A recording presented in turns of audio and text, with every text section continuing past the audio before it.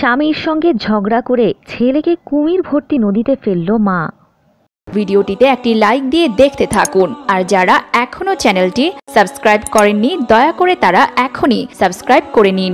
স্বামীর সঙ্গে ঝগড়া করে নিজের ছেলেকে কুমির ভর্তি নদীতে ফেলে দিয়েছেন এক মা।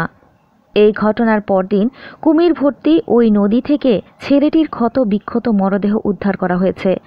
6 বছর বয়সী ওই ছেলে ছিল প্রতিবন্ধী। চাঞ্চল্যকর এই ঘটনাটি ঘটেছে ভারতের দক্ষিণাঞ্চলীয় রাজ্য কর্ণাটকে। এই ঘটনায় অভিযুক্ত ওই স্বামী স্ত্রীকে আটক করা হয়েছে এবং তাদের বিরুদ্ধে হত্যা মামলা দায়ের করা হয়েছে।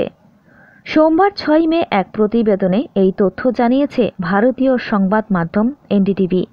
প্রতিবেদনে বলা হয়েছে, স্বামীর সঙ্গে ঝগড়ার পর কর্ণাটকে এক নারী তার 6 বছরের বিশেষ চাহিদা সম্পন্ন ছেলেকে কুমির ভর্তি খালে ফেলে দিয়েছেন। এই ঘটনার একদিন পরে শিশুটির অর্ধ খাওয়া মরদেহ পাওয়া যায় বলে সোমবার পুলিশ জানিয়েছে। অভিযুক্ত ওই নারীর নাম সাবিত্রী, আর তার স্বামী রবি কুমার, বয়স 36। 32 বছর বয়সী সাবিত্রী অন্যের বাড়িতে সাহায্যকারী হিসেবে কাজ করেন। প্রাণ হারানো ওই শিশুর নাম বিনোদ।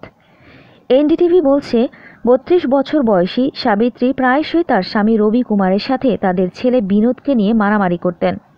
6 বছর বয়সী বিনোদ ছিল জন্মগতভাবে বধির এবং মূক। এছাড়া সাবিত্রী রবি কুমার দম্পতির 2 বছর বয়সী আরও এক ছেলে সন্তান রয়েছে। সাবিত্রী পুলিশকে বলেছেন, তার স্বামী রবি কুমার রাজমিস্ত্রির কাজ করে।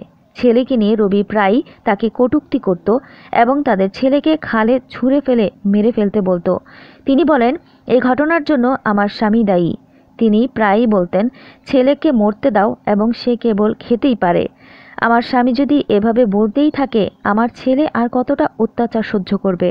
আমার দুঃখের কথা জানাতে আমি কোথায় যাব? সংবাদ মাধ্যম বলছে, ছেলেকে নিয়ে শনিবার বিকেলে আবার তাদের মধ্যে ঝগড়া হয়। শনিবারে সেই লড়াইয়ের পর সাবিত্রী তার ছেলেকে উত্তর কন্নড় জেলার খালে নিয়ে গিয়ে কুমির ভর্তি পানিতে ফেলে দেয়। পরে স্থানীয় লোকেরা পুলিশকে খবর দেয় এবং এর পরপরই দমকল কর্মীদের নিয়ে সেখানে তল্লাশি শুরু করা হয়। তবে রাতভর তল্লাশি চললেও কিছু পাওয়া যায়নি এবং পরদিন সকালে শিশুটির লাশ পাওয়া যায়। তবে মরদেহ ছিল অর্ধ খাওয়া এবং ক্ষত বিক্ষত। এরকম আরও অনেক ভিডিও পেতে নিউজ এক্সপোজার টিভির সাথেই থাকুন। চ্যানেলটি সাবস্ক্রাইব করুন এবং সাথে বেল আইকনটি বাজিয়ে দিন।